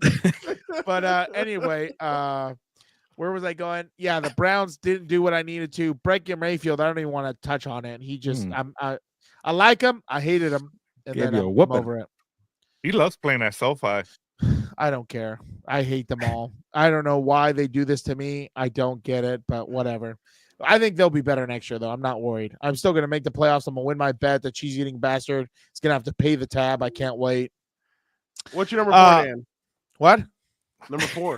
Yeah, the 49ers, apparently everyone wants to cost me on my bets. The damn Steelers couldn't tank with Danger Russ like I wanted them to. Now I'm dealing with this shit of the Rams in the playoffs. I'm getting a little nervous. I might be at 500 on my bets this year. I might be at 500. I can't get below that or it's going to be a Maybe problem. you're cursed. We need to get Eric on week 18 versus the Seahawks and Rams on House of Horns. I'm not Hey, cursed. Russell Wilson doing well. The Rams are doing well. I don't know, man. What are you talking Russell about? Wilson's doing well, Dan. Dude, this guy thinks it's like 2013 again. I just I saw don't a know video where people said you were wrong, and I enjoyed it. Again, they love pointing out the one time I'm wrong. How many times haven't I been right on this program? I said the one about Tua 2 weeks into the fucking season. The guy's almost dead. It proves me right there. I don't know what to tell you. Jalen Hurts, all of a sudden they start bringing up that he's overpaid. I said that since the Super Bowl when he got paid. The list goes on, Hilberto. I don't know what to tell you. By the way, let's look at your list. In the span of 5 weeks. I love how Ari Muroff. Let me get through it. Yeah, finish it. I hate getting interrupted. That's what they like to do. They like to cut me off. Let him finish. They like to cut me off. In the span of the weeks, you had the Lions at number 1. You're Half right. of their defense is killed now. They're gone. Unbelievable, sir. That's exactly why I told you don't put them at number 1. But did you listen? No. Now Detroit, it's not bad enough Detroit went from the richest city in the 60s to one of the worst in the cities in the country. Look, population is growing. What are you talking about? Have you seen? I'm just kidding. I've never been there, so I don't even know. But population grew for the first time in 30 years. In Detroit? Yeah. You mean Detroit Lions fans? No, in Detroit people. Detroit. All right, buddy. let's go to the Compas Power Rankings.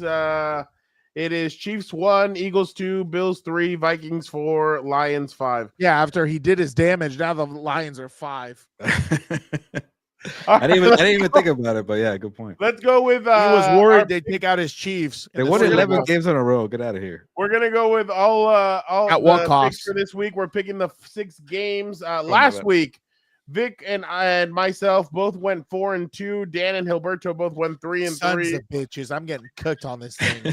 I would have gone like maybe 3-2, but you got to give me the extra loss. Who screwed me? There was someone who screwed me bad. The 49ers screwed you, Dan.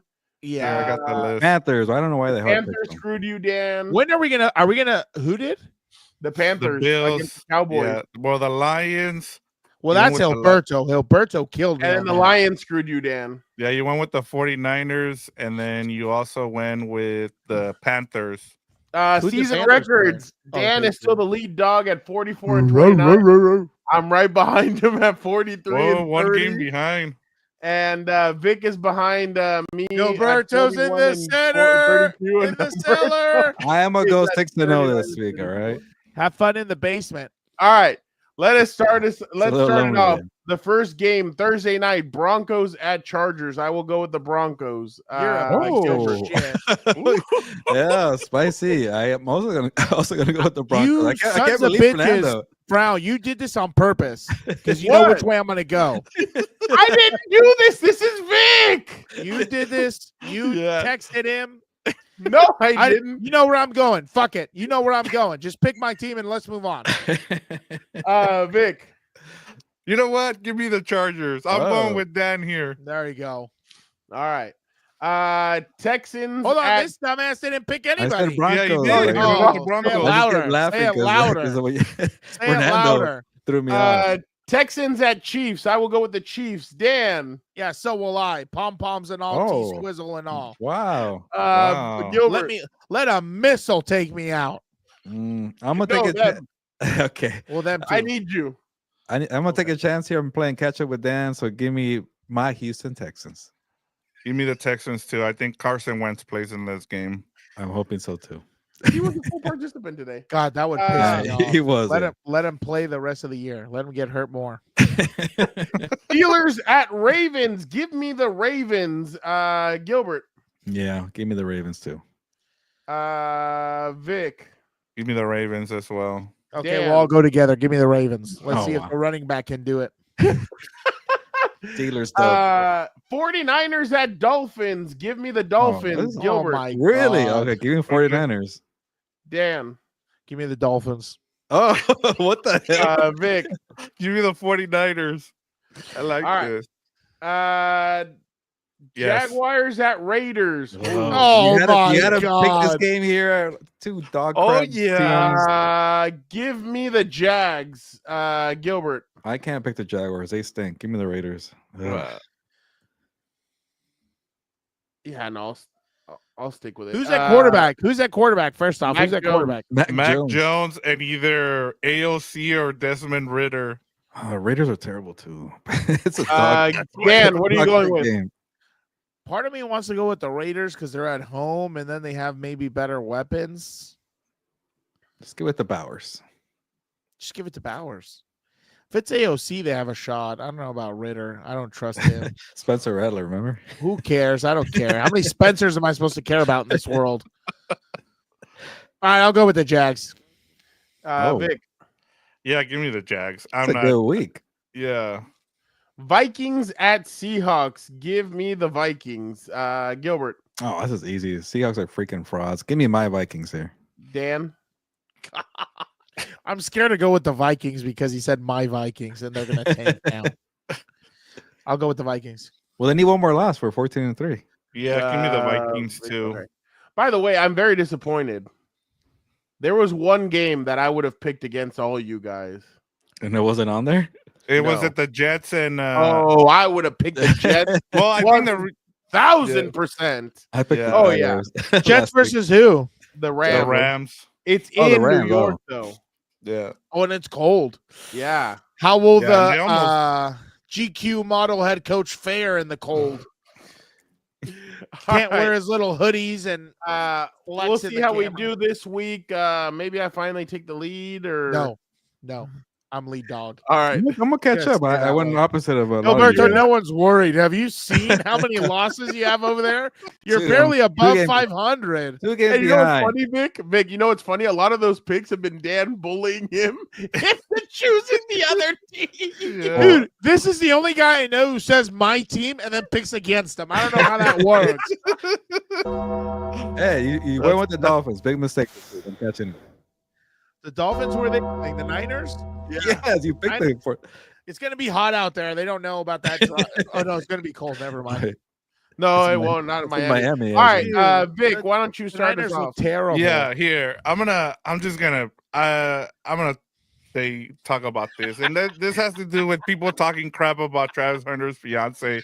Like, I don't understand this. Like, I have not seen so many people hate on a person that they have no idea about. Like, I don't understand this. Like, apparently she's already has a master's degree. She finished school in 2 years. And then they took her words, and kind of said, well, all she cares about is the money. And then without doing any research, you just have people just trying to get clicks out here for Travis Hunter just to talk crap about his fiance. I've never seen this. Like, I don't understand why there's so much hate for someone else. Like, I don't remember anybody caring about someone else's significant other. Oh, Like, Brittany. I- Brittany. Yeah, Dear Brittany. yeah, well, That's one of them. yeah, and I don't see anybody doing the same thing. Like she's actually accomplished here. Like just do a little bit of research. I haven't seen what. Yeah, I saw this too.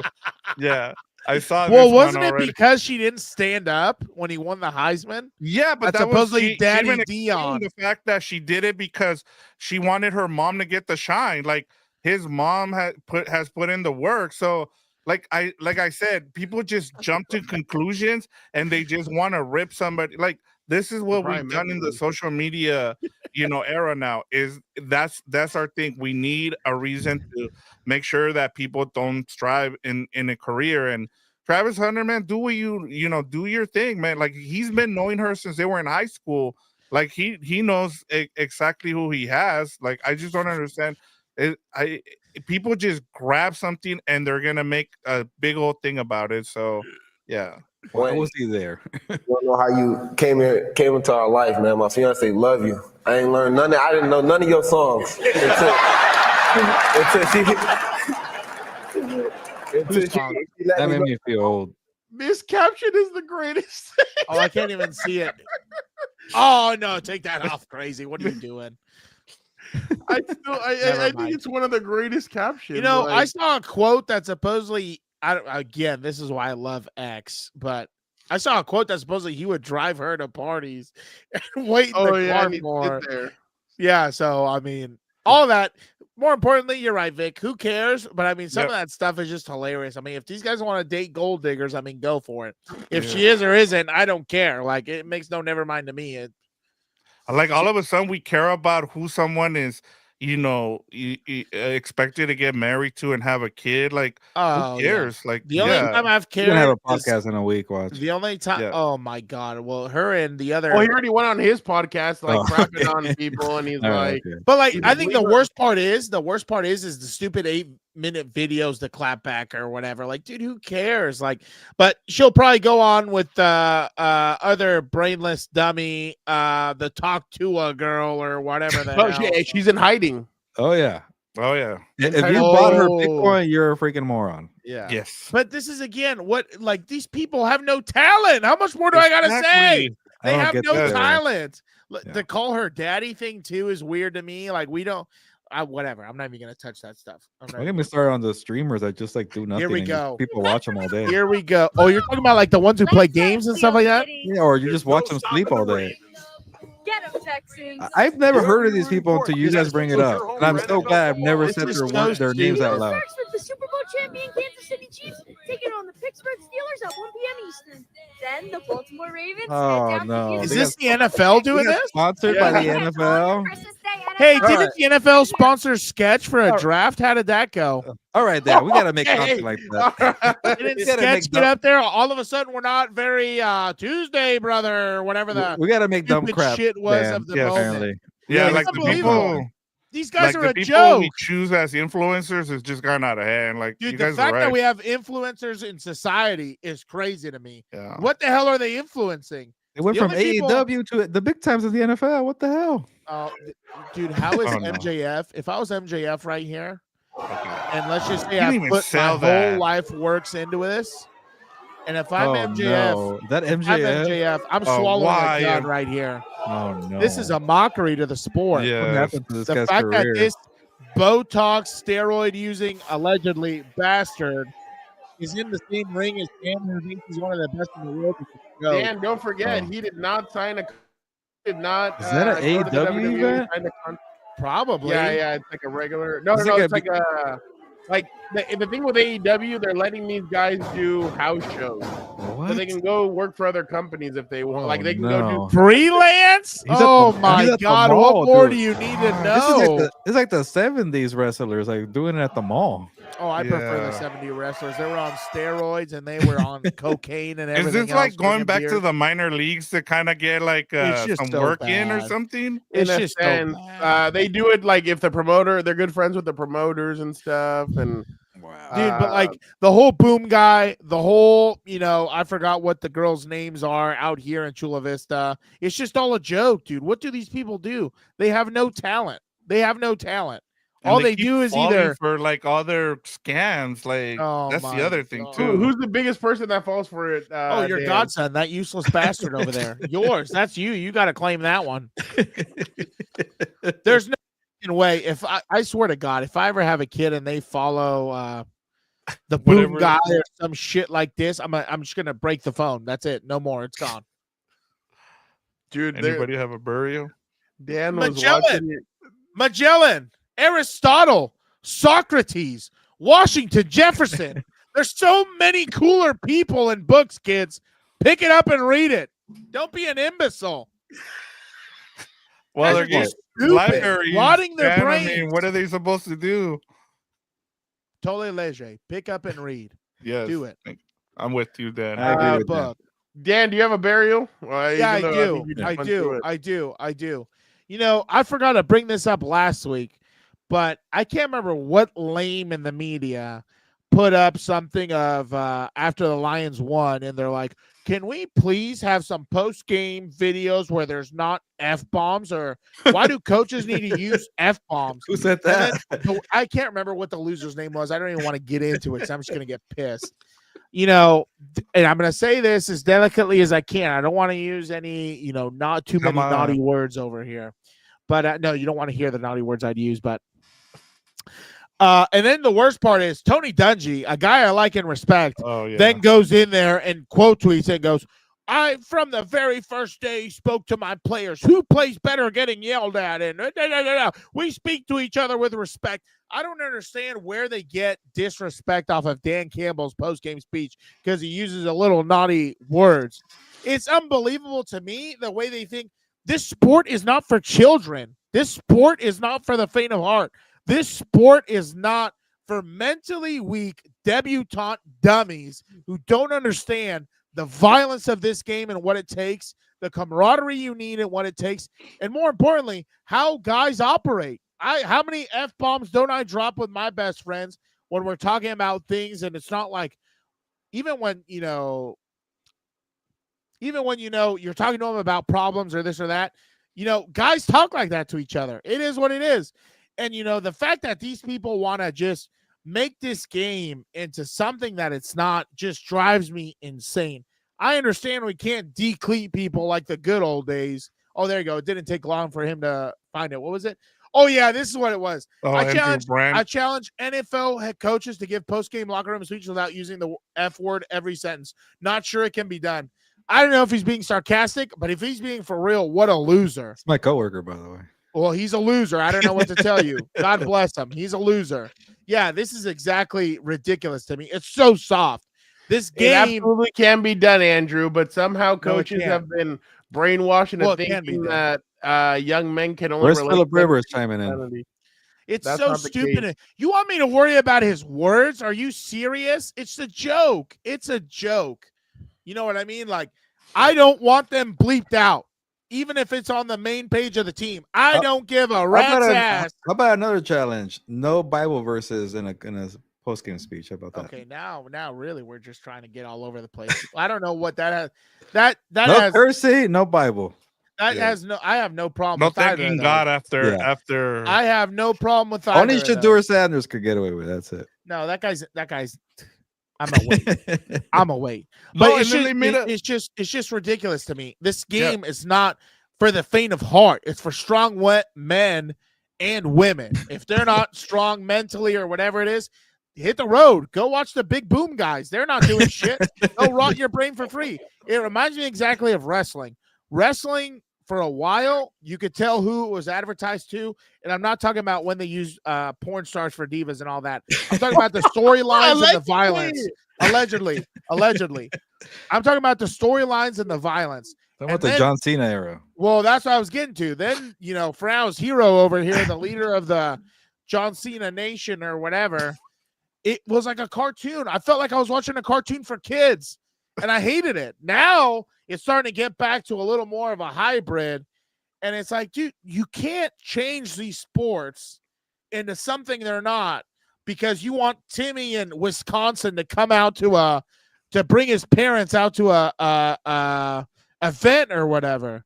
You know what I mean? Like, then you're just diluting it for the fans you already have, and you're going to lose fans. Like, you know what I mean? Like, it's just stupid. I can't stand it. I don't care if he says the F word 100 times. Let him say worse things. I don't care. To your point, then, like, they made a big deal of him having an interview. I think it was today or yesterday. He dropped 2 F-bombs, and people are like, I loved it.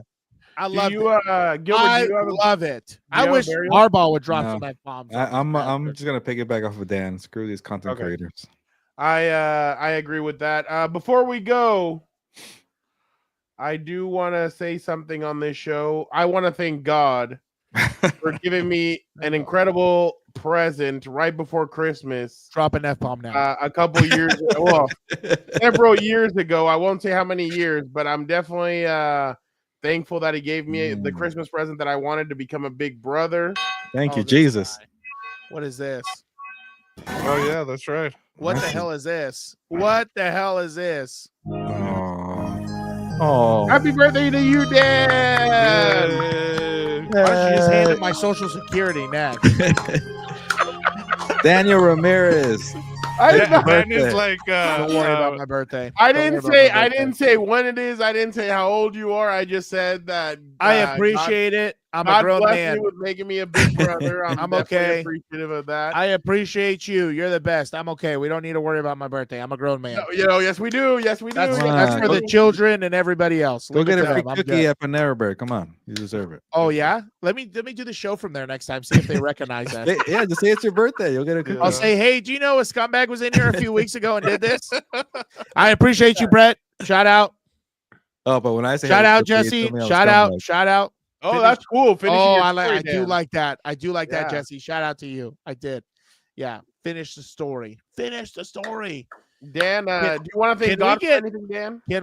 I will. Can we get Homelander as Cody Rhodes when he comes back, please? Oh, that'd be sick. Yeah. I want to see him heal, low key. I would thank God for a lot of things. I thank God for, relatively my health. I know I'm overweight, but I'm still not dead, so I'm okay. I'd thank God for the 4 of you in this program. All right. Even the 3 of us. It's kind of whoa. Take it easy over there. All right. Can you bleep it out? Come on, Matthew McConaughey. And this is the guy that says Merry Christmas instead of Happy Holidays. You do not care about Happy Holidays is soft. What the hell is that? Did you not hear Holidays? Do you? Yeah, exactly. And there's a lot I could, I'm not even gonna go into it. But it's so crazy sometimes. Really, was this year 4 or is this year? No, I think this is year 4. Yeah, we did LA. 22. Yeah, LA. Then where was it? Arizona. Then Vegas, and then this is gonna be dude.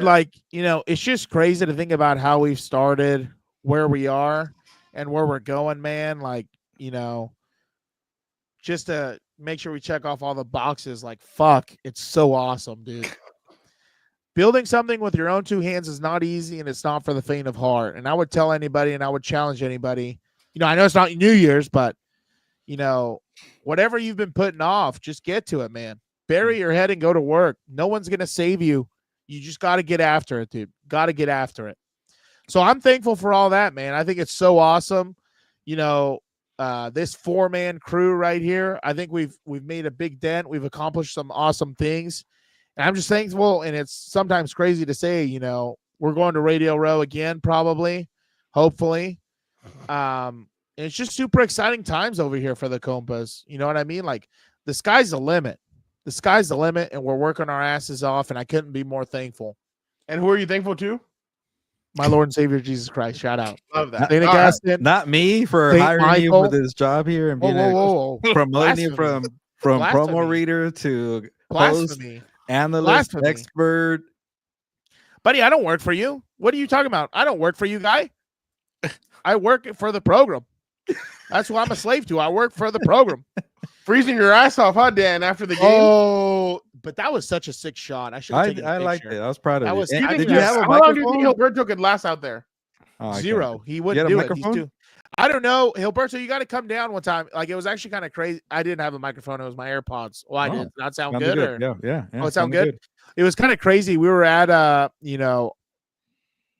I'm not okay. I'll try and just get through this quick without looking like an ego crazy bastard. But we were at Thunder Alley over there on Sunday, and all of a sudden I hear someone call my name, and I just look around. I'm like, is there another Daniel or what's going on? Is there another Dan? And then they like got super excited to meet me, and I was like, oh yeah, like this. Yeah, hi, nice. And I was super awkward. I was like, my bad, I'm no celebrity. I know. I'm just a guy. I'm not interesting. I'm just a guy. Look at that, man. That must have been like a cool moment, but at the same time, like not knowing what to do just because you're not used to it. Oh, 100%. But like, I think it just goes to show. He got secondhand high, I'm sure. Oh. Who? What? Because it smelled the way it smelled at Thunder Alley. Oh yeah, everybody was. I you got a high off of being recognized. No. But I mean, like, I think it really just goes to show how awesome and the type of community we've built on this program. Like, it's just awesome, man. Like, it's good things take time, and like again, I couldn't be more thankful, man. Where I was during COVID and the lockdown to where I am now, it's unbelievable, man. If I can do it, anybody can fucking do it. Let's end on that before we get on a soap opera box. CIF champion, football analyst. Oh, it's crazy, dude. I couldn't believe it. I couldn't believe it, man. It's all thanks to Gilberto, according to him. Yeah, I gave you He's an idiot. He's an no. He went to the game and everything changed. Jeff and I both agree. You probably picked us in the state semi, and that's what happened right there. Yeah, sure. By the way, if I had to bury something, the NBA Cup final, I will bury that forever. I don't give one crap about it. I'm looking at Giannis right now, and he's like talking like if they just won the NBA championship. That's so bad. Oh, you saw the whole season ago. All right. Thank you guys so much. Guys, a little scheduling change. Dan and I will be jumping on at 12:45 p.m. tomorrow. We have something to do in the evening. So there's a method to the madness. At 12:45, we will be jumping on with Eric Williams, who will be joining us. You guys asked for him. We're bringing him on. We'll see what he thinks about the bet with Dan. So that'll be interesting. At 6 o'clock, Vic and I will be jumping on House of Horns. We'll be doing a full ayahuasca breakdown for the Rams and Jets game. Gilbert, why are you jealous? So definitely we got a lot of stuff cooking. He's gonna be monitoring just to make sure. Shut up already about this damn dog. No, don't worry. He's gonna try. We're gonna send Hilbert. That's what we'll do. When Hilberto's in the basement at the end of the year, we're gonna send him on a darkness retreat. Think about what he's done. Don't forget, guys. After the Chargers Broncos game, give us about. Well, give me about 45 minutes, and then we'll probably jump on and do the stream, and then I am going to have to head home. So, yeah, we'll definitely do all that. But again, thank you guys so much. You guys are the best. Don't forget to like, comment, subscribe, pound the like button. You guys are the best. You guys have been doing really well with the like button. We definitely appreciated it. You guys have been really killing it, so let's do it. Michael Hart Jr., thank you so much. Shout out. Thank you to Jesse. Thank you to Brett. Thank you to everybody who caught Angel. Thank you to Robert M. See, Hilberto versus Dan is really good, but then Robert versus Hilberto is pretty good as well. So, I'm attacking him next time. I'm attacking him. Thank you guys so much. You guys are the best. Gilbert, Thomas, get us out of here. Yeah, I don't know if you mentioned the Monday scheduling. We're gonna combine live and Four Compas on Mondays because we have Christmas, Noche Buena, Christmas Eve, and then what do we have? New Year's Eve on Tuesday. So, what time are you going to mass? Midnight mass. That is not on my calendar. I don't give a hoot. Hoot. Blasphemio. But yeah, I will not be going there, but I will definitely be seeing some family and eat some tamales. You know, I'm a good family person. Can you just give me that? I'm not a total scumbag. I'm just kidding. I don't know. Dan was talking a lot of crap with your family pretty comfortably about you. We were having a good time. Oh, we saw it. Yeah. Don't you remember last week we did the super chat? I gave you good compliments. Don't get them all. Okay. Don't be listening to that Drake as a great man says. And also good speech, Dan. I agree with everything you're saying. It does require a lot of time and effort, but we're it's been a good year. I'm not gonna lie. Sometimes it kind of feels like a grind, but then seeing you guys and seeing the comments and the likes and the subscribing and the comments and all that, it makes it worth it. So it's a good time. And then we had back-to-back shows, Victor and myself, and there was comments on Gilberto's hours. So There's comments all the time. Like I even check out Wub. Like I was so excited to watch. Unfortunately, then I was excited to see you on Wub because they got beat down. But I wanted to see your reaction, and I wanted to. But I was excited for you to calm people down in the comments. They go to you when things are going well, things are going south. So there you go. So the live chat was going on. Did you like when I turned the camera to the porta potty? Yeah, and then I was like, look at that. Good shot, good background, good mic. I couldn't even see, man. It was so dark in these glasses. But that made it funnier too. Like, what do you say? What's going on? Yeah. Anyways, you guys are doing great work. All you guys, all three of us. And he joined us on Gilberto's hour last week. That was really cool. He picked games with us. Exactly. I was surprised. He's like the Chiefs. He's playing on every day of the week. You like this guy? This guy. But Mondays we're gonna combine Four Compas and Lunes Live. I'm guessing about 4 to 5:30 ish. 3:30 to 5, so that Fernando can watch Monday Night Raw comfortably. Okay, then. I think I could finish my stories by then. I could do it. All right, but 3:30 5ish. I need another hour. Well. I'll try my best on Christmas Somebody week. said Gilbert writes really slow because we had to wait. We were waiting for him for one of the post game shows. And then I write perfectly because a lot of people out there don't take their time. It's that Kraken hat, dude. Anyways, I will never apologize for being slow on my stories because it goes in perfectly to my editor, and I'm the cleanest person ever. Anyways, method to the madness. Yeah, I'm definitely. I don't know, but. If you want to see me as Gilbert's stories are slow, not Gilbert slow. So just whatever. Anyways, the point is, I don't care about that. Mondays we'll do it. I won't promise you, Fernando, because stupid Wednesday games. I'm gonna be backed up on deadline. So Wednesday. Who plays Wednesday? There's Wednesday games. Yeah, there's Christmas Day. The Chiefs and the Steelers, and then the Ravens and the Texans. Yeah, so I will do my best to finish. Beyonce's gonna come out, Dan, so you can watch the halftime show. Well, I gotta who's performing in the other game? Who's performing in the other one? Someone big is performing. Yeah, Beyonce. All right, let's get out of here. It's the longest show, but all right. Monday, join us. No, the longest was like 2.5 hours. I think I remember one of those. Yeah, remember draft? Oh, the live stream during the draft. Day. Oh, that was. That's right. When I like the boat back, and he's like, "You guys are still on here." Yeah. Someone laughed at me.